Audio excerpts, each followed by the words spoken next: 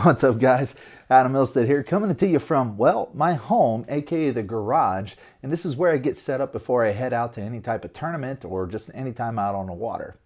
So guys, here at Straight Yak'd, I've always wanted to start doing something called Tackle Tip of the Week, and this is generally where I give a tip to you guys that has helped me put a few more bass in a boat, and hopefully it helps you guys. So with that being said, guys, let's start our very first Straight Yak'd Tackle Tip of the Week.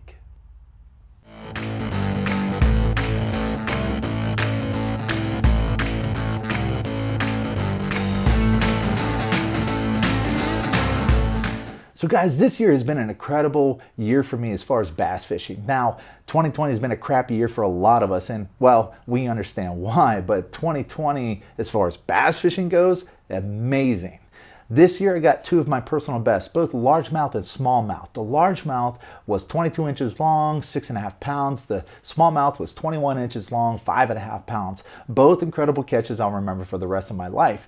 But I couldn't really chalk up to one particular technique that you could relate both of those catches to, except for line size, guys. Now, don't turn this off. Don't scroll away. Guys, everybody's looking for the next big bait that's going to catch the big fish. But if you don't make those baits look as natural as possible, you're not going to get them to bite. Now, if you're like me and you're Western Pennsylvania where you're fishing clear water situations, rivers and lakes, and you're fishing heavily pressured lakes and rivers, guys, you're gonna want to change your line size. Now, I'll give you a quick story.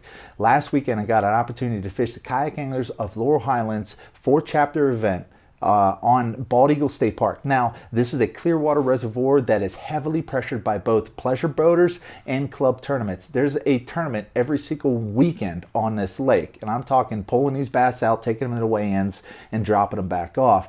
There's a lot of pressure for these fish, but I ended up taking second place, and I'm going to tell you how. So a buddy of mine, we were fishing this tournament. He went up into this creek. Now, generally this time of the year, shad move up in the creeks and eventually the bass follow. We knew there were bass there. He went up into the creek, came out after about 2 hours and said he didn't catch a bass. I decided to go up there and try myself. I went up in this creek, couldn't catch anything either, and I was trying to figure out why, because I knew the bass were there. I knew what I was using was going to catch them, but I couldn't do it. And then it dawned on me at that particular time. I remember back to my personal best, my largemouth and smallmouth. I was using 6-pound test fluorocarbon. Yes, 6-pound test fluorocarbon, which was incredibly light and obviously a lot weaker. Now, the thing was, is I was also using 8-pound test at that particular time in the tournament. But I had an idea. I said, I have nothing to lose. I spent the first 3 hours and didn't get one bite. Why not switch my line size? So what I did is I chopped off my 8-pound test. I threw on 6-pound test. I casted in the same exact spot using the same exact bait. And the very first cast with that 6-pound test, I hit my first fish of the tournament, which was a 16.5-inch smallmouth. Then 4 casts later, I hit another one, 16.75, and then I hit another one, generally all in the same spot that I had already been fishing with that 8-pound test. So guys, I ended up taking second place with a pretty good amount of inches on the board, and I chalk it up to line size. Line size is what did it for me that weekend, guys. And if you do it too, I guarantee you're going to catch a few more fish.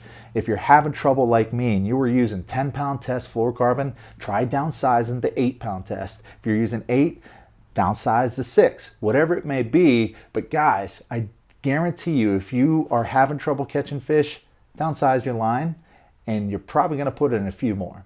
So with that being said, guys, I'm going to go ahead and sign off. Thanks for watching the very first Straight Yak'd Tackle Tip of the Week.